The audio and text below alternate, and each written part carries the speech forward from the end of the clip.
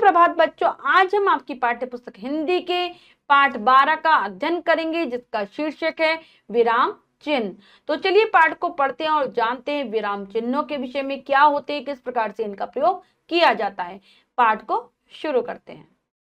पाठ 12 विराम चिन्ह। जब हम भी कुछ बोलते हैं कि सुनने वाले को हमारी बात पूरी समझ में आ जाए, इसीलिए हम बोलते समय लिखते समय जहां कहीं उचित होता है वहां पर कम या अधिक समय के लिए रुकते हैं।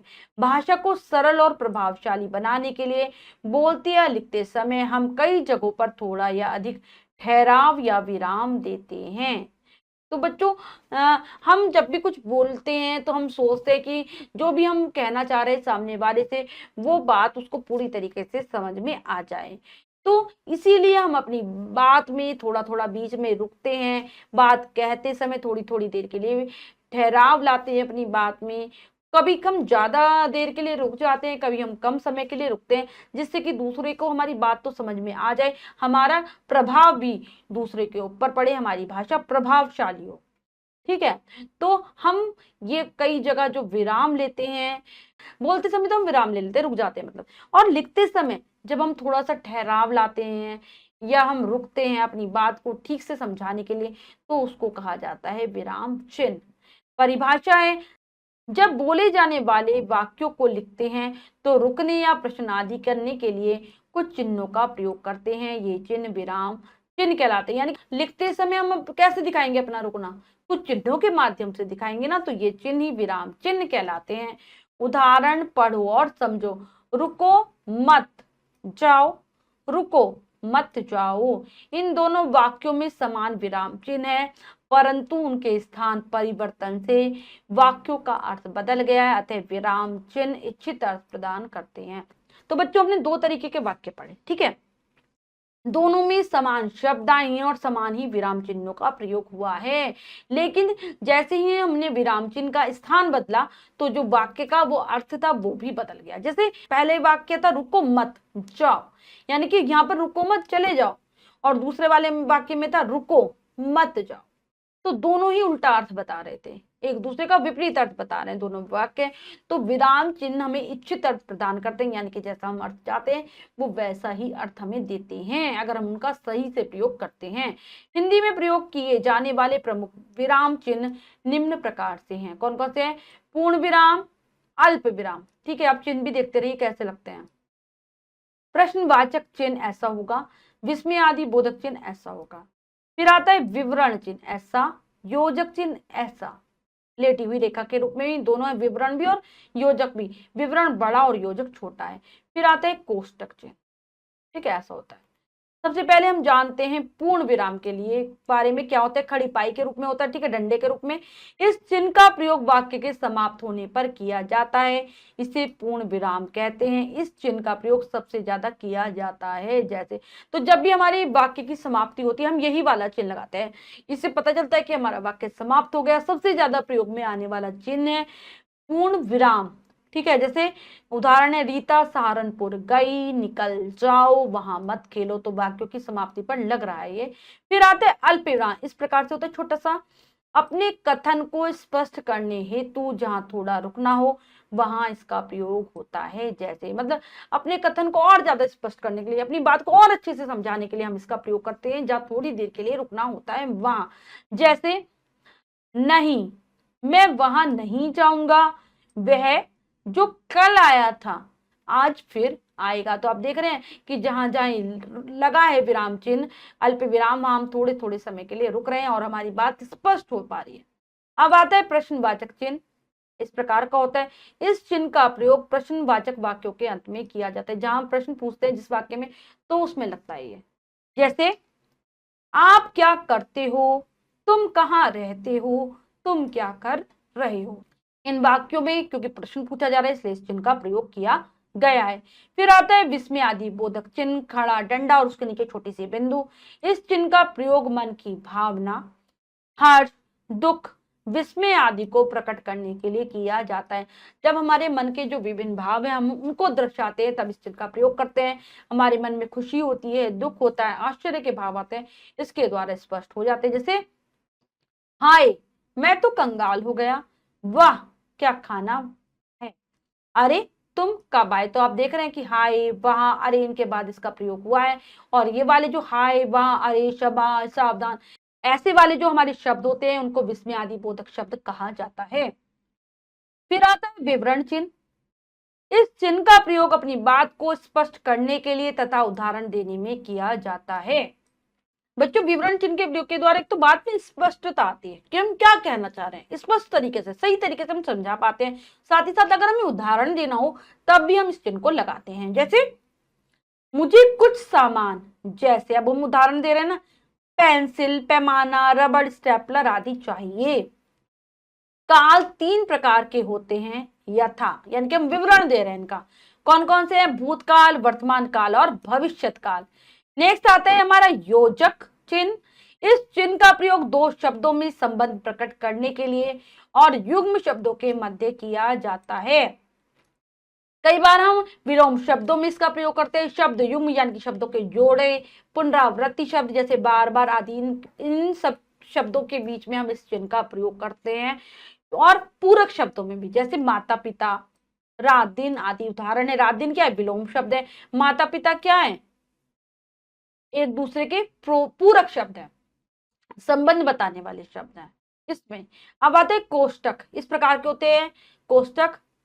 इस चिन्ह का प्रयोग समानार्थी शब्दों को स्पष्ट करने के लिए, अंकों अथवा अक्षरों को क्रम में दर्शाने के लिए व वाक्य के भीतर किसी शब्द को स्पष्ट करने के लिए किया जाता है। मतलब समानार्थी शब्द हैं जो एक जैसे अर्थ वाले शब्द हैं, तो हमें किसी एक शब्द का अर्थ देना होता है तो दूसरा शब्द हम क्या कर देते हैं, ब्रैकेट में लिख देते हैं, कोष्टक में लिख देते हैं। अंकों और अक्षरों को हमें क्रम में दिखाना होता है, कैसे क्रमबद्ध तरीके से कोई बात अपनी बतानी होती है तब हम इसका प्रयोग करते हैं क्रम दर्शाने के लिए। जैसे 1 2 3 4 बताएंगे हम, क ख ग हम बताते हैं तो उसको कोष्टक में लिख देते हैं। या फिर हमें किसी पर्टिकुलर शब्द का अर्थ बताना हो तो हम इसको लिखते हैं। ठीक है, अपनी बात को स्पष्ट करने के लिए, मतलब उस शब्द का हम और अच्छे से अर्थ समझाने के लिए इसका प्रयोग करते हैं। जैसे उदाहरण है, राम भरत और लक्ष्मण के अग्रज यानी कि बड़े भाई थे। तो हमने अग्रज का अगर हमें अर्थ बताना है तो हम बड़े भाई बताएंगे ना, तो हमने उसको कोष्टक में कर दिया। तुमको अध्ययन पढ़ाई करनी चाहिए। मान लो किसी को अध्ययन का अर्थ नहीं हम समझाते हुए बताना चाह रहे हैं, पढ़ा लिखते हुए, तो हमने पढ़ाई लिख दिया। जन गण मन राष्ट्रगान को गाने की अवधि 52 सेकंड है। तो जनगण मन के साथ हमने बता दिया कि हमारा राष्ट्रगान है। तो इस प्रकार से हम कोष्टक का प्रयोग करते हैं। एक बार जो भी पढ़ा है दोहरा लेते हैं एक बार फिर से। रुकने को प्रकट करने के लिए प्रयोग में लाए जाने वाले चिन्हों को विराम चिन्ह कहते हैं। विराम देने के लिए लिखते समय हम जिन चिन्हों का प्रयोग करते हैं वही विराम चिन्ह है। भाषा को व्यवस्थित और प्रभावशाली बनाने के लिए हमें आवश्यकता के अनुसार वाक्यों के बीच बीच में रुकना होता है, इसी को विराम कहते हैं।